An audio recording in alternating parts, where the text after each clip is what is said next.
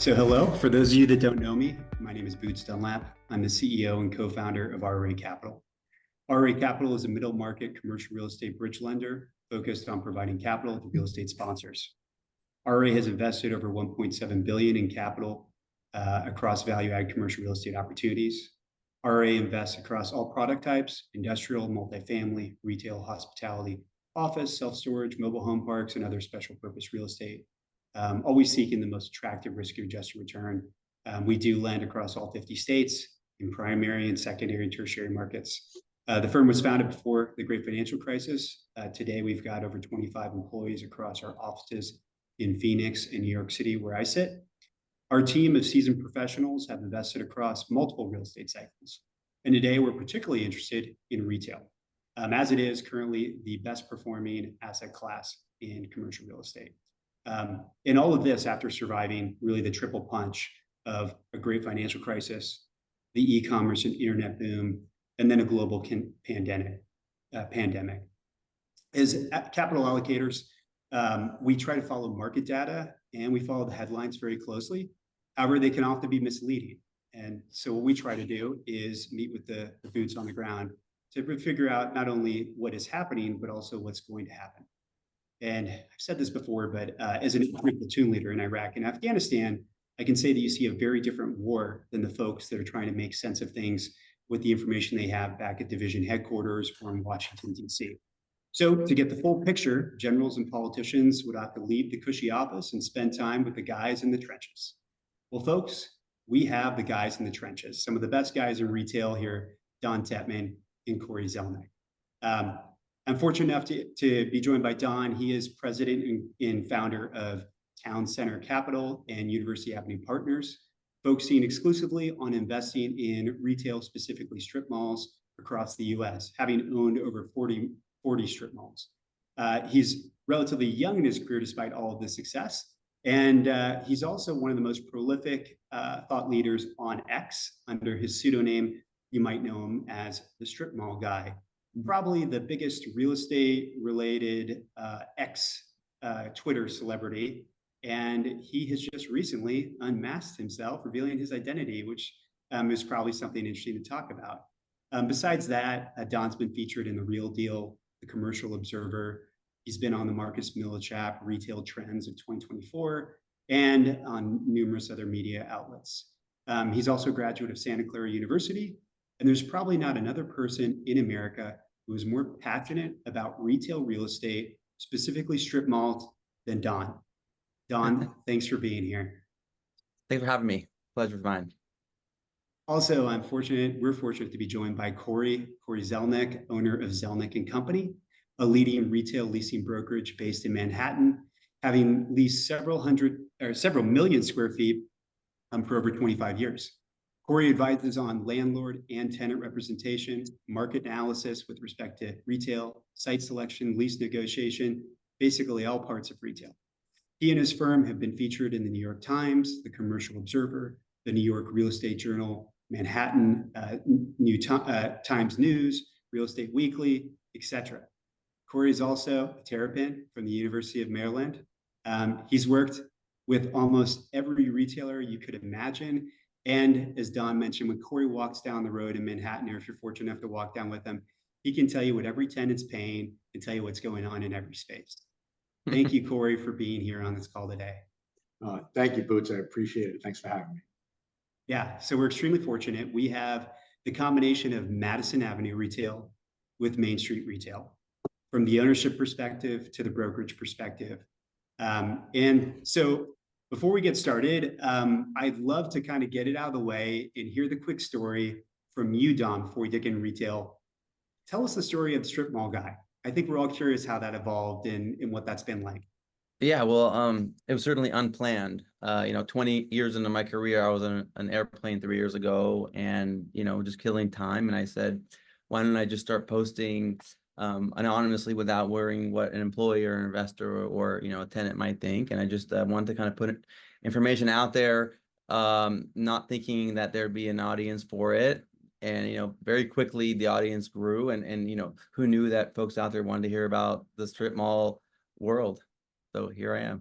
What was the post that kind of pushed you over, where you felt like you started a surge? Was there one that you can remember? You know what it was? It was just when I was, speaking about things like renewal options and parking ratios, and like when those started going kind of viral, I was like, okay, well, I'm on to something here. Yeah, well, it's an incredible story.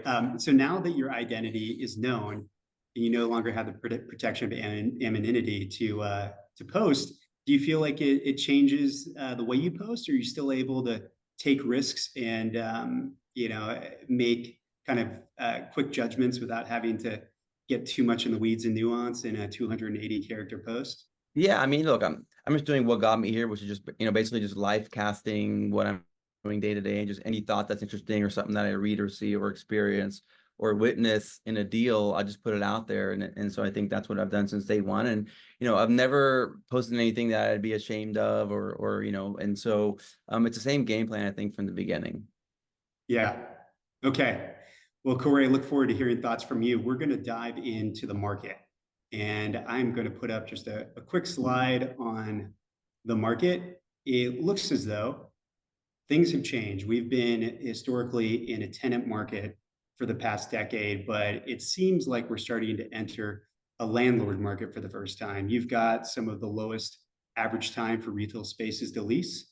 And if you look at the market asking rent in retail and the vacancy rate, it tells a pretty interesting story, which favors the landlord. One is you have market rents at new record highs going up, and at the same time too, you have vacancy rates extremely low. So I would say, Cory, can you tell me, this is the data we're seeing. What are you seeing from where you sit working with landlords and tenants? I see what's on the chart, quite frankly, and I would say to either, I know, charts move often, but the vacancy rates are probably a little lower than you're showing currently, and the rents are moving up, pretty quickly these days. It's really, I would say we're probably 9 to 12 months into a landlord market already, in terms of rents going up, concessions going down, and vacancy is limited. I know people, a lot of my work is done here in the city, and people walk up and down the street. Oh, I see so much vacancy. I see so much vacancy. But quite frankly, there's a lot of absorption going on. It's slow to go. And I think there was something released, maybe it was yesterday, a report about it taking, the fastest time ever, which is 8.5 months to get something released. And I would say, so I would say to you, one, interesting that 8.5 months is fast.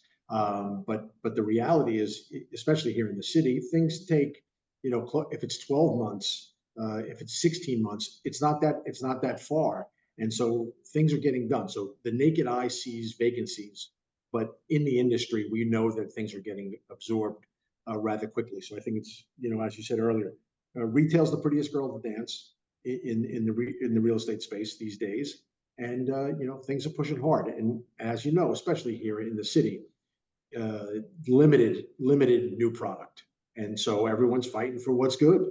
And I know that when I walked Don down the street on Fifth Avenue, I was telling him some historic rates at like 5th and 57th, where in 16, 17, the top tick was like close to almost $5,000 a foot. And in the middle of COVID, Ralph Lauren was happy to get a sublease tenant in their space to pay them $500 a foot. And so now we're kicking up, and those things are, Fifth Avenue is coming back strong. And again, it's the extreme, but we're right back up into the 2,500, 3,000 plus a foot market on a rental basis. So, that's not everywhere, but it's, the dynamic of rental availabilities, things like that, is strong across the board. Yeah, I think according to CoStar, vacancy rates across the US for retail are 200 basis points tighter than they've been historically. And there was an interesting news article that came out where Dollar Tree purchased 170 leases out of bankruptcy from 99-cent only stores in order to be able to have those spaces. And I think it's interesting, as a tenant, you typically would look at these leases as a liability, but it's flipping now. These leases are now assets for retailers. Yeah, I think that what you have to do is take advantage, right? Because across the country, no one's building anything. And so when these guys vacate, you have to find an opportunity to continue to grow your company. I think that there were, what was that? I believe it was 272, 275 Bed Bath and Beyonds across the country that all closed up. And for the most part, from what I've heard anecdotally, you're like 90+% of those spaces are already committed to the next tenant because there's no new builds going on because of the cost of construction. Yeah. Yeah. Here's another slide also from CoStar Research, but you can see there's been a lot of retail that's been demolished. And we're looking at right now in the pipeline some of the lowest numbers for construction deliveries. You compare that with the great financial crisis just before, we're operating, at a tenth of the construction that they were doing. So, Don, I'd love to get your thoughts on what you're seeing in the market as a landlord. Sure. Yeah, it's funny, because I spent, I think 15 years in the Bay Area, where I was used to vacancy rates being really, really low. And so, as a few years ago, we started expanding nationwide. We're seeing, if you call in Dayton or in Memphis, Oklahoma, it doesn't matter where in the country, what pocket you're looking at, everyone's saying, oh, our vacancy is at an all-time low right now. And, and so I think, like you mentioned 4% earlier, I think if you looked at like hard corner properties, like nicely located, it's probably under 1%, I would guess, and the ones available have multiple offers. So it's really tight nationwide, and I don't see it changing. It costs too much to build these things. You're at $400, $500 a foot to build, and the average strip nationwide is worth like $250, $300 a foot. So Bay Area, I can't name one or two centers under 20,000 feet that was built in the 15 years that I was out there, et cetera. And I think that we're going to see the same thing now nationwide for could be decades, truly. So even though lease rates are going up, they're not going up to the level that supports new construction for the most part. They're not. And look, I mean, the problem out there is rents are going up, but triple nets are going up even faster. So you have, insurance, property taxes, obviously, maintenance, common area maintenance. And I think in real dollars, especially, retail rent growth, is healthy, but I think that it's not as healthy as those charts would indicate sometimes, because I do think nets, like, Bay Area nets, we're seeing $12 absolutely everywhere.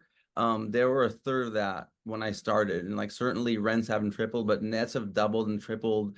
Obviously in Florida, it's even worse. But I think we have some headwinds when it comes to the operating costs. Yeah, that's interesting. What about the retail products? What retail products do tenants really want? What sort of spaces are they taking? What's out of favor? Yeah. And I'll just kind of preface this. You talked about how low the vacancy rates were across hard corners. I do know that I think the national average for retail vacancy rates is around 6.9%. But if you look at standalone buildings and you look at the availability rate, which is actually more punitive because it's vacancy rate plus soon to be vacant space that's being marketed. If you look at that for standalone buildings, it's 3.4%. So there does appear to be, the standalone buildings are often in strip centers, but it seems to be extraordinarily high demand for those hard corners and the standalones. Yeah, I mean, I think also if you look at, spaces are now, I think average space is like 2,000 feet or something, gone down. And so if you have a space that's 1,200 square feet, it's just a low overall number for that tenant. So I think like demand's very high for those smaller spaces for sure, more than the rest, I would say. But what about in the central business districts, Cory, in Manhattan? Yeah, I think, it's funny. One of my clients always calls the corners end caps because he's from Tennessee. But the corners are continue to be at a premium. And I would just on a national basis on some of the work that I've been doing, if it's freestanding and has a drive-through, there's demand beyond. That's a automatic 5 bidders tomorrow on that space. I would go so far as to say, and Don can certainly correct me, but anywhere USA at this point, if you have a freestanding drive-through with 1,500 to 2,000 square feet of space, there is demand beyond, because when you look at who's out there and who's continuously growing, quite frankly, very high on that list is the QSR world.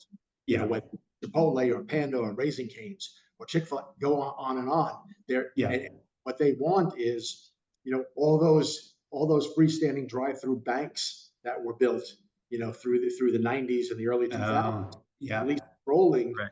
You're in a food fight, pun intended, with every QSR to get that location.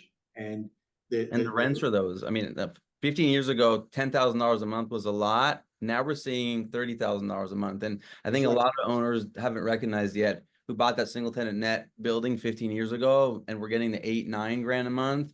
And, like renewals are coming up, and 20 grand a month that's very common. It's very much in reach, and that's anywhere. And I think Don and I have talked about it offline, but the cost of relocation is tremendous. And so that tenant, they know what they're, this is to them, they're at an advantage because they already know what their 5-year trailing history is at the property, so they know what they can afford, and so they're gonna pay up. And so so if you're somebody who wants to bring in the next tenant, quite frankly, you're often up against the existing tenant as a high bidder. You're really just a stalking horse often. And these tenants, I mean, the ones that I think are some of the fastest growing or looking for a lot of space, you mentioned a lot of quick service restaurants and retail. I know Starbucks is growing, and Yum Brands and some of those others. What about what's going on in traditional retail?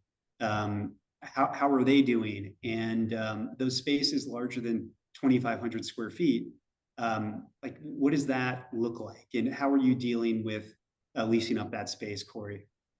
Well, in a lot of cases, you have to really study it to look for it on a divided basis, because there really is not a lot of large physical scale tenants out there. Once you get past TJX and Burlington and things like that, and obviously those tenants depend upon the center that we're talking about and the location we're talking about. There aren't large scale users out there. When I was early on in my career, and again, New York specific, 5,000 was a box, and then 10,000 became a box. Well, now it's 25,000 in certain instances in New York City. But in the marketplace now, the 5s and 10s are a weird size. You got to look at the 5 as 225s. You got to look at the 10, as 5 2s or 4 2500s. Yeah, demise potential.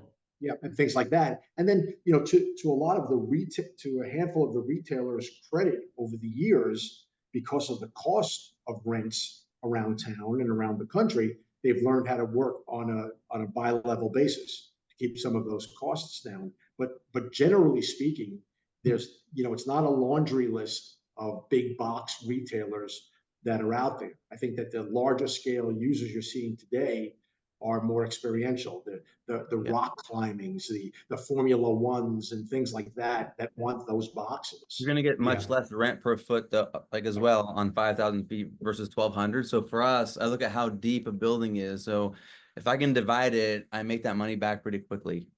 So Don, when you're looking at spaces that boxes, what's about as big a box as you'll take on? Is there stuff where it's just too big a box and you're like, it's not what I specialize in. I don't have the relationships with those retailers. Basically any box. I mean, I'll take on 5,000 feet or 10,000 feet if it's 65 feet deep and I can divide it. Otherwise, just not a world that I play in. Again, I mean, it just becomes risky. I don't like the anchored space because of how much leverage those anchor tenants have over you, and they know it. And so for me, I say that a great anchor is a busy street. And so we just stay away from big box, just, as a rule, really. Yeah, that's a great line. So what sort of retail is just tough?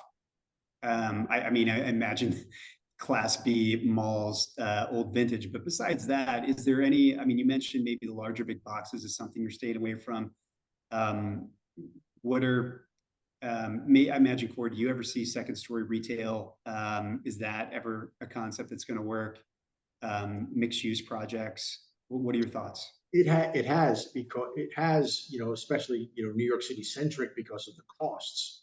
And so where the really uh, productive retailers that have had success right through all of the various cycles and crises that we've had. And I've alluded to it earlier, whether it's, Burlington or the TJXs of the world, you go around, Astoria, Queens, landlord builds a 3-story project and he's got Burlington in the basement and he's got, Target on the second floor and people like that. So they figure it out because real estate 101, right? I'm sorry for the cliche, location, location, location. And so when someone says, I got to be in Astoria, Queens, I got to be right at the NR and the W trains, and I got to be right at 31st Street, and the box is going to be 3 levels, I'm going to figure out how to get there because I got 30,000 people in a quarter mile, and I'm going to service them. And so people start to figure that stuff out, and then it's the same with Manhattan. You got to figure it out to get into certain markets. Again, there's not a laundry list of those operators, but what I've learned over the years is where there's a will, there's a way. And yeah, no, that's helpful. And you obviously a very different market than where you are, Don. But even where you are, Don, you still compete against probably some mixed use product that builds some strip on the bottom and maybe has, God forbid, offices or hopefully multifamily above it. Have you been tempted to buy into any of that? Are you seeing that as sort of a threat to maybe the hard corners? Yeah, I mean, look, a lot of landlords got pricing in their head based on the across the street neighbor that sold it for X amount of money as a covered land play. There's a time where that was going on a lot. And if you look at areas like, El Camino Real in the Bay Area, for instance, but that's kind of gone away a bit. We're actually getting a lot of calls now from brokers who are saying, hey, my client had this in escrow with a developer. Will you buy it as a regular strip center now? Because it's getting dropped. And so, pricing is about half of what it was. It's good for us, but we're seeing a wave of those right now, of deals falling out that were geared up for that mixed use kind of knockdown. Yeah. And I mean, we've just seen on our side, some of the cities require the mixed use component because they're in need of housing. That's tough. Yeah. That's or retail. What about you talked about a lot of different areas, San Francisco, maybe Florida. I know Austin, Orlando, Phoenix, Charlotte, Miami are some of the hottest markets for retail right now. What markets are you attracted to, and which ones do you feel like are kind of overbuilt? Sure. So we really look for individual deals that make sense, not market. So we're after talking to brokers all around the country, and I don't look at demographics, traffic counts, etc. What area is growing? Sometimes the most growing area has deals that you're going to overpay for. So some of our best deals have been in Tracy, California, and we just bought a site in Crown Point, Indiana, and so it's very much deal by deal for that specific property. Does this deal pencil? Not let's focus on these markets. I just think that we're in this low volume world where if you limit yourself to a market, it's hard to deploy capital and scale. Yeah, that is interesting. I believe, early on after the great financial crisis, there was a rush to the coasts, and then it became a rush to the Smile, the Southwest and Southeast markets. But you talked about doing some deals in the Midwest. And Cory, maybe sounds like you've looked at some stuff as well, but I just had lunch with some brokers, and they said that, their buyers are now more interested in the Midwest and some of these Midwestern markets. Are you guys doing anything in the Midwest? And I know you said you're not really top down, Don, you're more bottoms up, but Yeah, are I you was out there guys looking? Yeah, I was actually in Chicago about 2 weeks ago, on a deal that we ended up not buying. The Crown Point deal is about an hour from downtown Chicago, Indiana. So, we are, I like the kind of win-win mentality that you see in the Midwest, maybe more than you see in areas like Southern California or New York, where it's a bit of a scarcity mindset more. And so there's also more, there's some volume in that market. There's strip centers that are listed, and you see quite a bit of product. Yeah, there is, for whatever reason, that Midwest kind of discount. Everyone talks about it. Few understand why. I don't really understand why in a lot of ways yet. But Cook County is especially tough because of their property taxes. The city's kind of getting an 8 or 9 cap paid to them on every deal, believe it or not. Yeah, But Chicago stuff. yeah, we like Chicago a lot, getting close on a few deals, and you know, it's a good market for us, I think, potentially. I want to interject real quickly. If you were listening, we are accepting questions, so you can just write them into the question box, and we'll try to get to those questions. Cory, what about tenants in the market? Are there any tenants that you foresee over the next 12 to 24 months are going to be downsizing, or tenants that you're worried about? Maybe it seems like there hasn't been a whole lot of bankruptcies within retail, but um, are there any bad tenants right now? And if so, like, who would you be shorting? Well, I can't speak to any bad tenants per se, and I'm not a stock player, but I think what you'll start to see a little bit more of is some of the more traditional retailers, that the Gaps that have been around, the J. Crews that have been around, they're not going to go away. I think what you'll start to see is them downsizing their real estate needs in terms of the physical space, because and that plays 100% into technology. So why do I need to have this big box? I'll have my customer come in. This becomes that omni-channel play.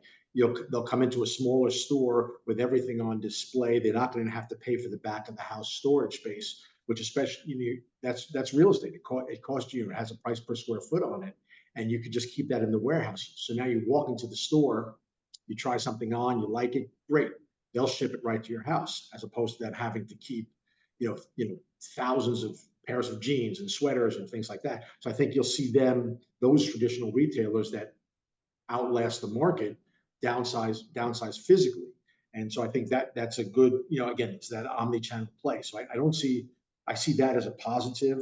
I don't see a real bad retailer out there that someone's like hanging on a cliff that may fall off. I think, again, there's a lot of positivity out there. And what you're seeing is, the luxury brands have hit the markets very strongly across the country. That's very positive. It's great. It's great absorption. And again, we talked about experiential and things like that. And we haven't said it yet. We're this far into the conversation, but cannabis is a real thing. They're a real player out there, and that's an important part of the equation these days. So I think you see a lot of that. I think the Payless shoes of the world are gone. There's probably some laying out there, but not too many. How about you, Don? What about how do you handicap tenant credit and lease quality? Are there, and you could talk about too, it seems like mom and pop credit versus institutional, but generally speaking, are there some retailers that you've just learned that you don't like doing business with? Yeah, I mean, I want to walk into someone's store and see how they do business. I think that checks many boxes.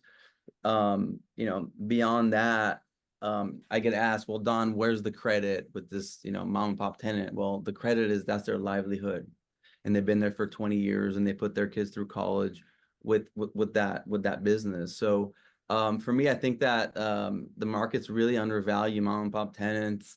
I like tenants that invest in the space. So if a restaurant operator is going to put $400,000 into my property, put in a hood, bathroom, etc., that's credit right there. And so, we don't like the operators that, I joke about karate a lot on Twitter. We don't like karate tenants, but really that the lesson there is, for them, they're putting down a mat and some mirrors, and they're open in a day, which means that they also can leave in a day, right? So for me, it's about, existing locations, experience, and how much money they're investing in our property.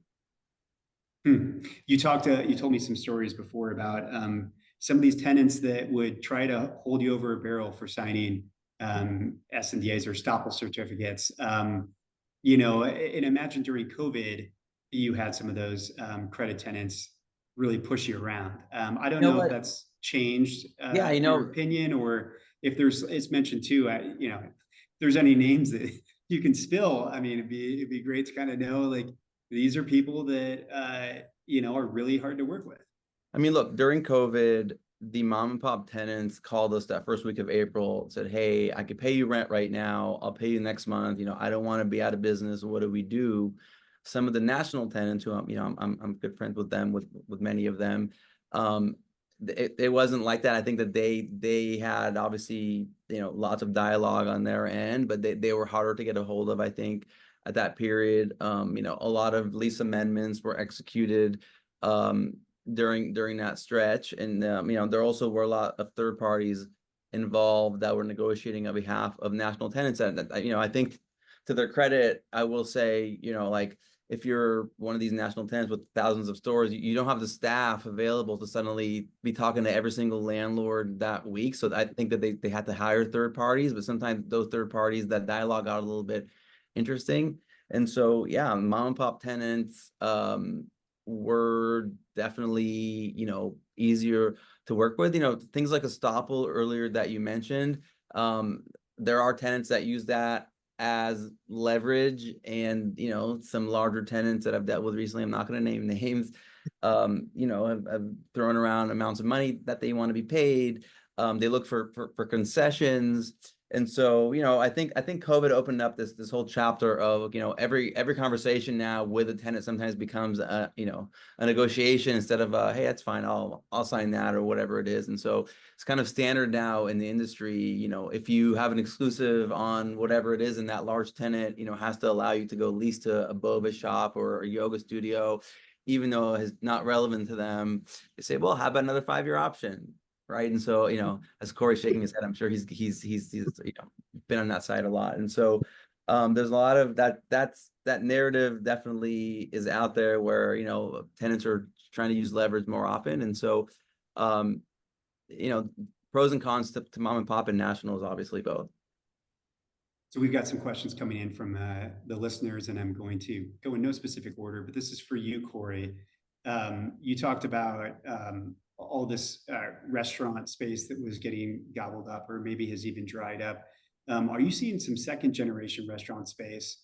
And is there any demand for old second generation restaurant space? That one's a layup, Boots. Okay. It's from Joseph Robinson. Yeah. If I get second gen restaurant, okay, 5 offers in 5 minutes. 5 offers in 5 minutes. Anywhere. They all want the second. Well, when you're saying anywhere in Manhattan, right?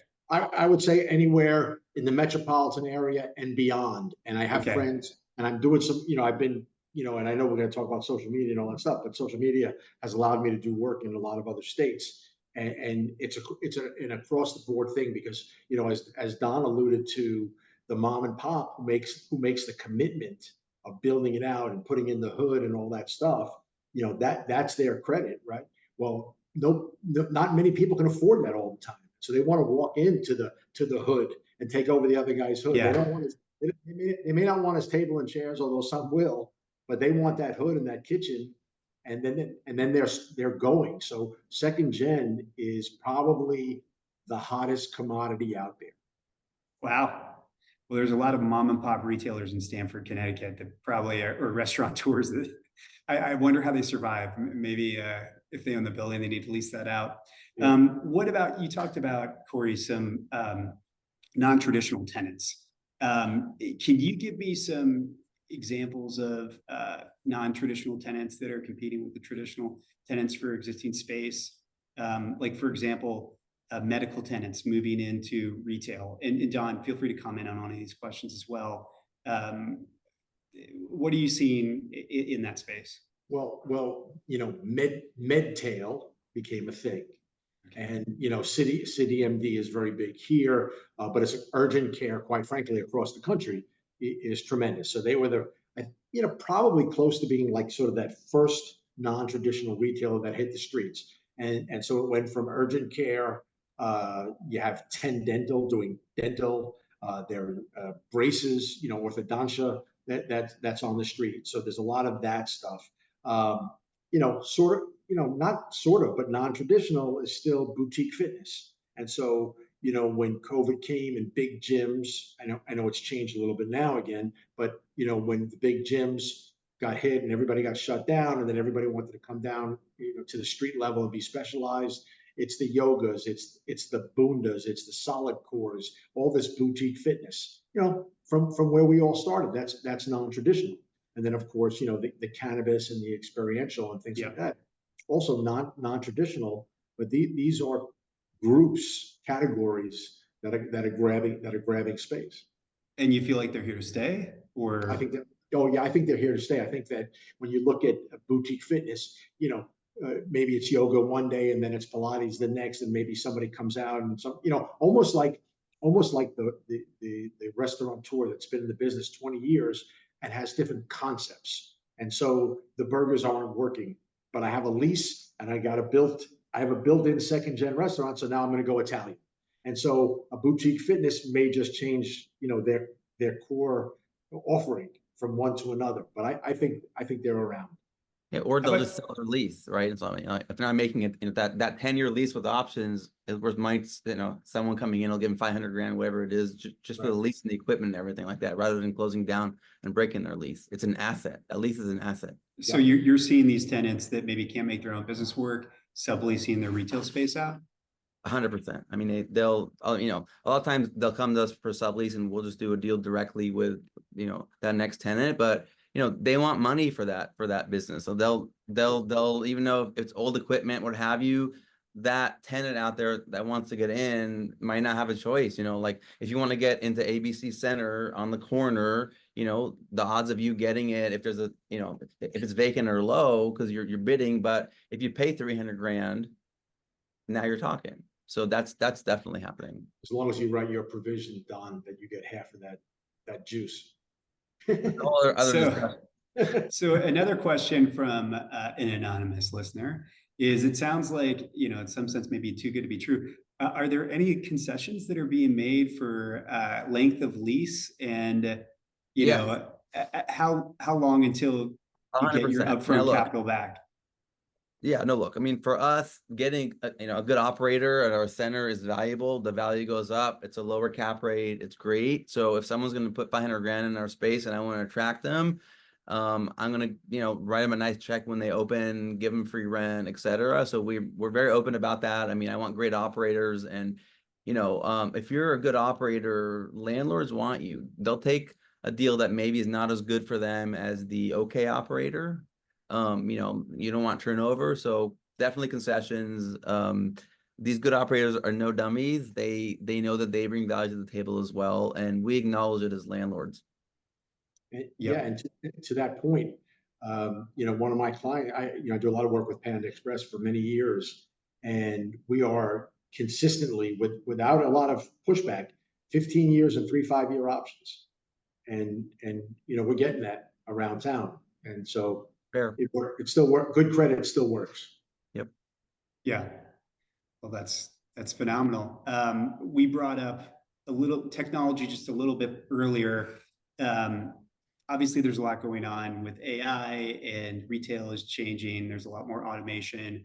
How are you guys seeing technology change your business, specifically with respect to retail properties and how you're operating them, leasing them, maybe how tenants are operating, leveraging retail? I mean, clearly smaller footprints is something that's been brought up, but what else should we be underwriting when we're sort of anticipating the further effects of technology?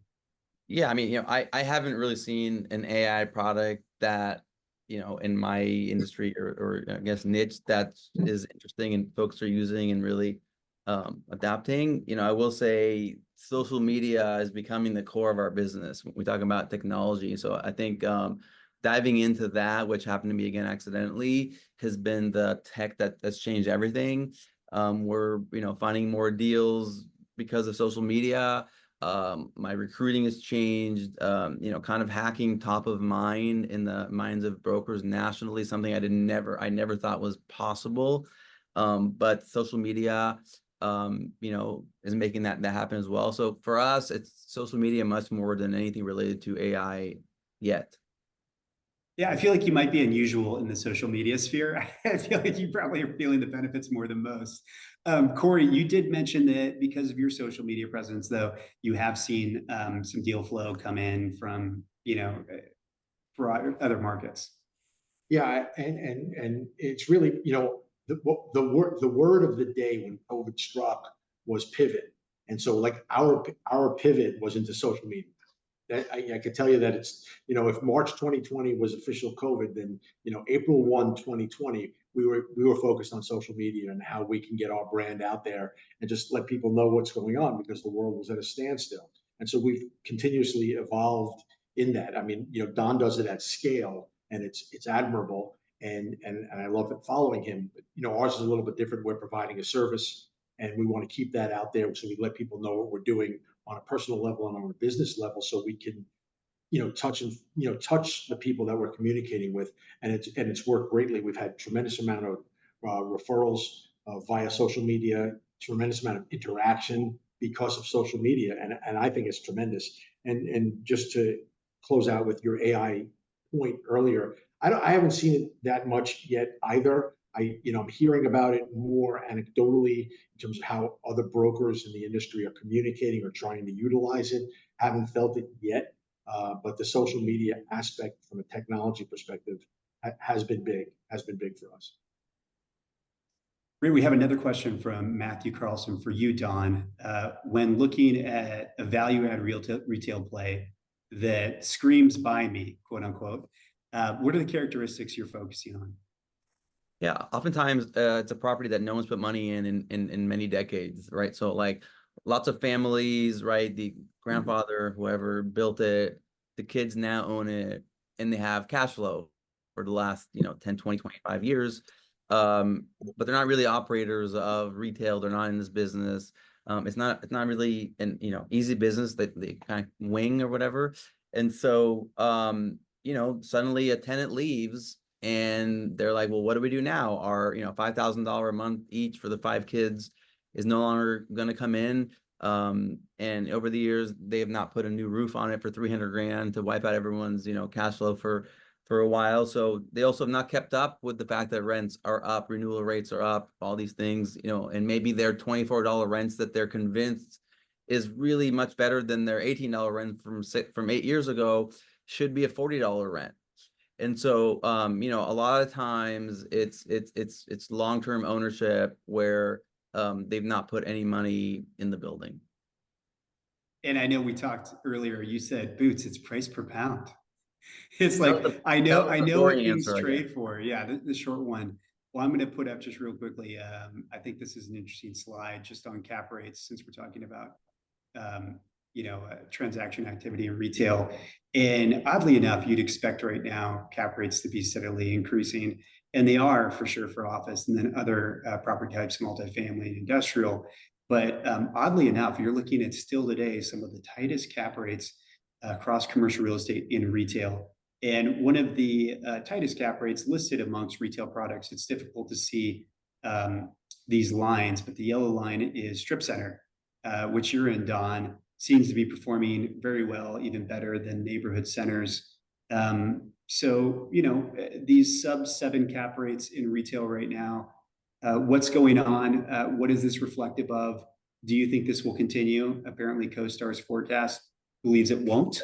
Yeah. Maybe this is the bid-ask spread of transactions not happening, but would love to get your thought on transactions and I think it's how you value and price them. Yeah, I mean, I think it's the really deal size. So, a lot of these strip centers are $2, $3, $4 million, and like lots of folks, have $1.5 million, to invest in the real estate and put leverage on it. And when you have low vacancy rates, the debt service coverage ratios are not hard to hit. And so, something where it pencils, you like get money at 6.5%, 6.25%, buy it at 6 3/4 cap, and so it's just a larger buyer pool, and also I think the education around, the fact that strip centers are a product type that people should be looking at, I think has changed in the last 5 years. And, I don't know if I'm 1% of that, but, definitely the visibility of that product type has grown a lot in the last 5 years. So when you're underwriting commercial or retail center and you're hoping to add the value, then your terminal cap rate, kind of what you'd expect to sell it at on a stabilized basis, where is that today for you? Yeah. So I'll use today's cap rate. I don't ever predict where rates are going to be in 3 years. So and where is today's cap rate for stabilized strip center? Yeah. So Bay Area, you're easily around a 6 cap. In the Midwest, you're in the mid to high 7 cap range. And so it varies by region. Okay. I think one other slide, just talking about transaction activity, and I think you can see here transaction sales volume for retail went up dramatically over COVID. It's come down to really lows not seen since sort of the end of towards the latter half of the Great Recession. I'm curious, when you're putting in offers and trying to buy assets, it appears looking at this, there's a big bid-ask spread where not a lot's transacting right now. What has been, your view when trying to buy retail?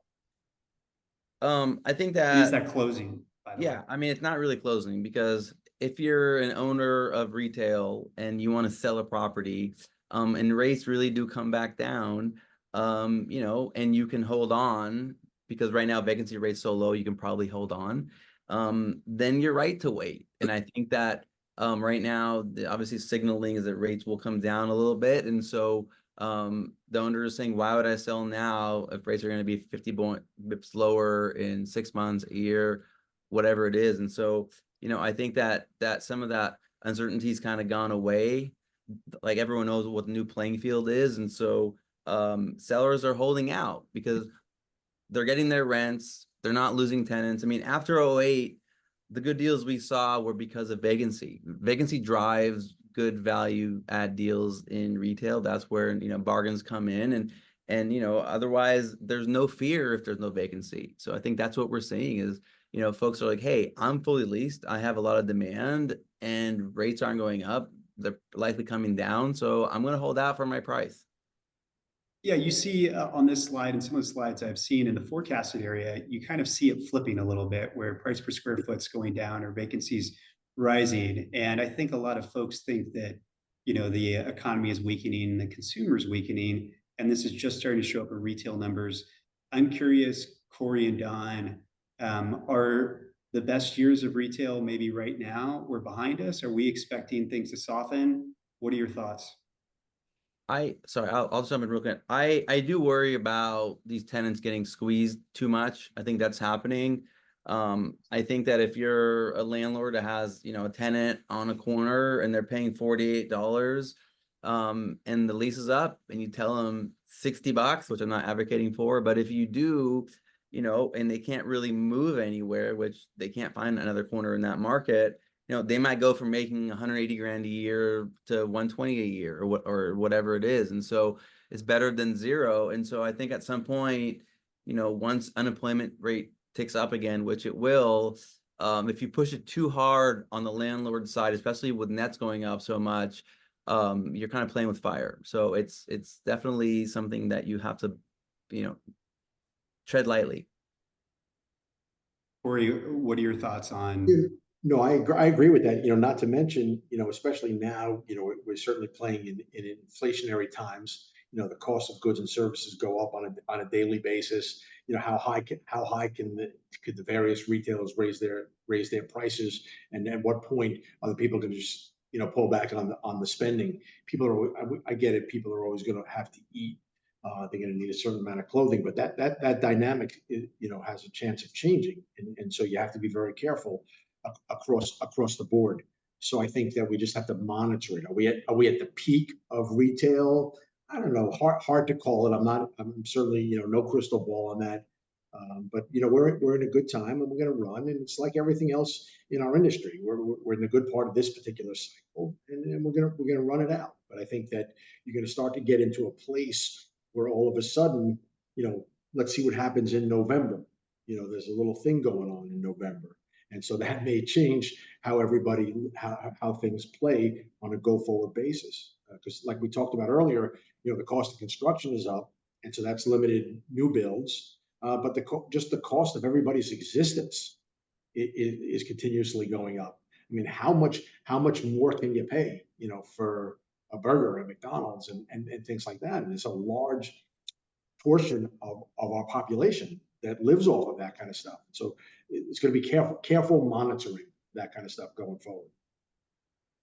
Yeah, and so as we're trying to underwrite real estate, and we're figuring out, lease growth, and typically I think we'd probably use like your standard inflation like bumps on leases. But if there's are you guys underwriting, it sounds like some of these assets are well below market, but are you guys expecting that there's still going to be a lot of rent appreciation to come? I mean, clearly there's not a lot of new product under construction. Like, I'm we not. saw with multifamily rents, we saw, over the past cycle, them double. You think that we're going to see that sort of growth in retail? I'm not underwriting it because of how fast triple net expenses are going up. I'm just getting to, mark to market for today's rent. In the future, if it goes up, great, but I'm certainly not counting on it. Okay. And then I don't know about you, Cory, as far as like what are sort of market terms for rent bumps and leases, and when you're negotiating leases, what does that look like right now? On a day-to-day mom and pop, you're looking at 3% annual increases. On a corporate signature like a Panda Express, Starbucks, or a bank, things like that, you're looking at 10% every 5. And I think just that's because the credit carries the day. Maybe the per square foot starts a little higher to get them the benefit of the every 5-year increase. But that's what's happening, on a regular basis, day to day, 3%, and then for the change, 10 every 5. And have you seen any rent adjustments attached to CPI? Nope. New York. What about New York City? New York City, very specific, very, very anti-CPI. It doesn't happen very often. It's a really, I remember like when I got back in the business 25, 30 years ago, it was a thing, but it went away because the retailers didn't want to get involved in the unknown. And then it became, the few times I got involved, it became like a 4-page lease negotiation for attorneys on what the formula was going to be, what was the floor, what was the ceiling, how are we going to do this, da da da da. And so most traditionally now, it's really just annual or every few year type of increases that are set. And then what we'll do in option periods from time to time is work on some fair market value adjustments. And are you guys seeing any percentage rent anymore? No, never. Very, very rare here to begin with. It became, sort of a thing in COVID because nobody knew anything. It was a period of time where just nobody knew anything, and so, but that's sort of gone away of the dodo bird. And that's hard in the sale. Like we're not going to capture the value on a cap rate of that. It's just the base rent. Right. It's all you can value. Okay, we've got one more question from Joseph Robinson. So this one is for you, Cory. I'm going to read it verbatim. So Cory, I've been seeing more key money assignment restaurant deals out there in New York City. Do you expect that will continue? And if so, what do you attribute it to? I think that you constantly see them. They're very, very difficult transaction, and I don't know the author of the question whether they're a broker and what their position is in it. But from a brokerage perspective, quite frankly, I try to avoid them at all costs because exchanging cash, not literally, but exchanging money is always challenging. You really need to understand the lease. Not very often are they buying that person's business. They're really buying their lease and the infrastructure. After that, it's up to the new tenant coming in. I think that you'll find people that will start to struggle and they'll look to sell. And I think that the bid ask on that will be surprisingly wide. They're going to come out there and they're going to say, I want $1 million, or I want $500,000, or even I want 100,000. But the bid on that is going to be a lot lower because I think that the buyer is going to be at an advantage there. And they're tough transactions. Everybody's always out there throwing, is my house for sale? No, it's not. But if you give me enough money, I'll sell you my house. That kind of thing with that key money stuff. So I tend to avoid them at all costs. Fascinating. Okay, we've got less than 5 minutes left. So we are entering the lightning round, and there are 2 questions, which I'll give you guys each time to answer. The first one is, what do you, or who do you most enjoy following on X or LinkedIn? And then the second part is, what advice would you give to new investors looking to enter the retail real estate market? Go ahead. I'll answer the social media part. You can't say strip mall guy. Can't say strip mall guy. I can't say strip mall guy. That's it. My list is over. No, you can't say it. No, wait, that's the obvious. Of course, yeah. Of course, and quite frankly, it's led to a wonderful friendship that I have with Don. But there's a woman. Her name is Beth Azor. and she's very much, she's, the canvassing queen as she's known. And, she's very much in my world. She and I have become great friends, quite frankly, because of social media. And again, she exists in my world, and we speak the same language, social media wise and personally. I love her. There's a gentleman I've come to know very, very well. His name is Ken Ashley, and he's an office leasing broker out of Atlanta. Okay, and he just has really poignant posts as it relates to business and life and the real estate business as a whole. So I really enjoy following him. And then, Bob Knackel and I, we're friends for like 25 Taking or all so the good years. ones here. Was that? Taking all the good ones. Well, this is good. I'm writing them down just to make sure. I hope the audience is as well. Bob Knackel and I, we've been friends for so long, but we've grown tremendously close. And part of that was some of the stuff that just came out via social media. So those are some real quality follows. And then there's one woman, her name is Mo Regalado, and it's her business to do social media. And she's a marketing person, and I enjoy her follow. And then lastly, of course, my good friend Carrie Bob, wonderful, wonderful, wonderful woman who really knows the business and really knows social media and how to utilize it well. I have all of my brokers that work for me follow everyone I just mentioned to you.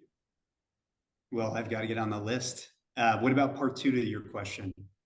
What advice would you give any new investor looking to enter retail real estate? Well, Don's the investor guy, but I'll just throw in my 2 pennies because I've done some investing. I have some ownership interest in properties. Well, you make the investors money. You're the leasing guy. I mean, you're who they call to decide whether or not they should buy an asset. Well, the first thing that I tell them is really read the lease closely. If you're buying existing leases, read those leases closely. Just don't read the rent. Don't just read the term. Read the little stuff, because that's the shit will kill you. Sorry about that. I like it. Great advice. Don.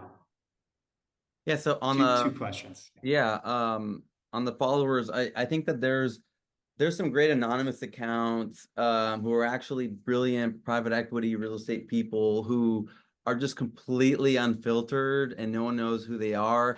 I happen to have, figured out who 2 of them are, and we talk on the phone, and I think it's a privilege for anyone that follows them to be able to, really hear it unfiltered. One's called M. Stanfield. Another one is Elliot B. And both of them are like, they've done big things in the real estate world, and they're just totally unfiltered. And so, those are interesting. And I also have a list called Real Estate Twitter on Twitter. That's a public list with a bunch of follows that I like, including Beth, etc. And as far as anyone getting into the business, you have to work directly with someone who's done it a long time and really good at it, like top 1% of the players out there. It's how I did it. It's the ultimate hack. It's hard to just go wing it yourself. Retail there's a lot of nuance to it. One little line in a lease, as Cory knows, can crush your value. Exclusive clauses, parking ratios are a thing. All these things are really, really important. And so, unless you're going to go learn from someone who's done it well, you're taking on way too much risk by just, I think, jumping into it. Well, that's it. Thank you so much, gentlemen, for your time. This has been a wonderful quarterly conversation. I hope we can do this again sometime, and I look forward to staying in touch and following both of you guys on X and LinkedIn. Thank you, Boots. Thanks for having me. It's a pleasure. Yeah. And thanks everyone for queuing in and listening. Look forward to reconnecting next quarter, and really appreciate and special shout out to Hallie and Sarah from RRA who put this together. Thank you.